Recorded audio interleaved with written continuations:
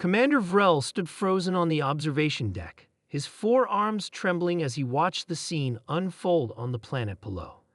The humans, those strange bipeds from a world the Galactic Council had classified as extreme hazard, were fighting back against the Draxis invasion force. And they were winning.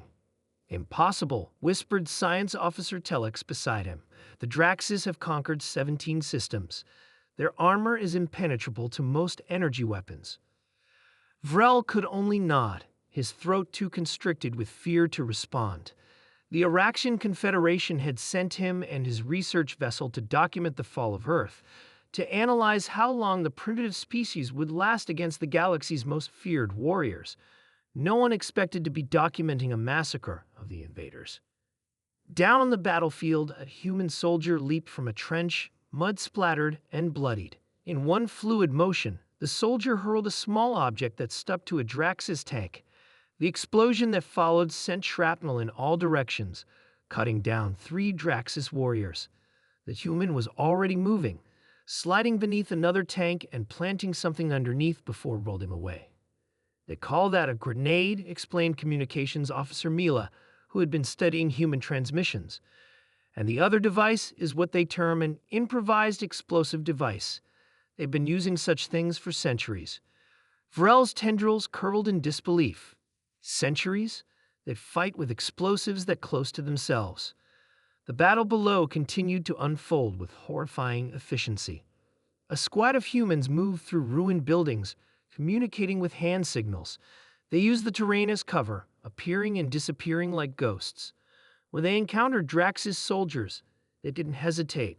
Their projectile weapons punched through the aliens' armor at close range. "Their weapons," muttered Telex, running calculations on his pad. "They're using kinetic force, metal projectiles propelled at hypersonic velocities. So primitive, yet so effective against Drax's shielding, which was designed to disperse energy weapons." A human commander waved his troops forward. They moved as one unit, some providing covering fire while others advanced. It was a dance of death, choreographed and practiced. Nothing like the chaotic individual glory-seeking of the Draxis. "That's Captain Miller," said Mila. "I've been monitoring their communications. Listen to this."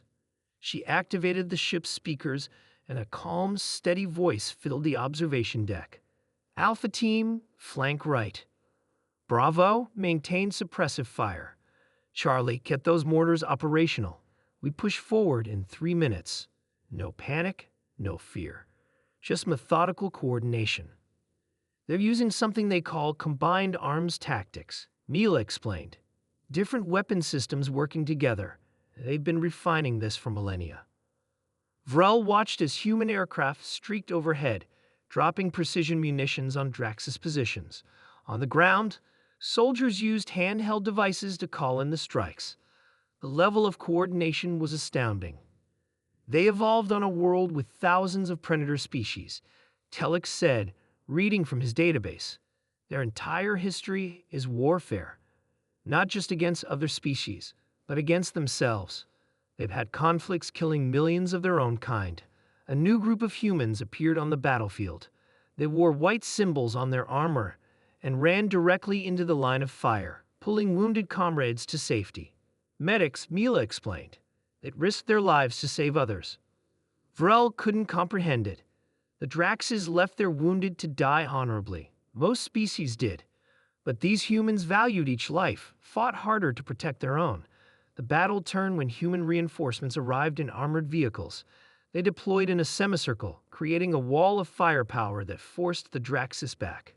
The alien invaders, unused to retreat, fell into disarray.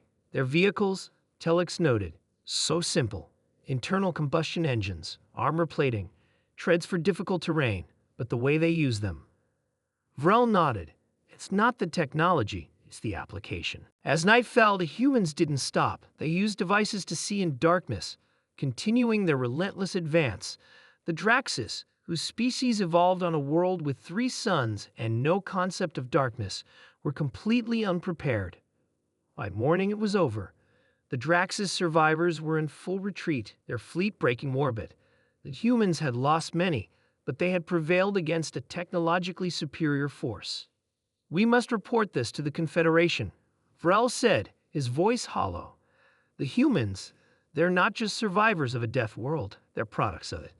Later, reviewing the battle footage in his quarters, Vrel paused on an image of Captain Miller. The human stood atop a destroyed Draxus tank, face streaked with dirt and blood, coordinating the next phase of the counterattack. In the background, medics treated wounded from both sides.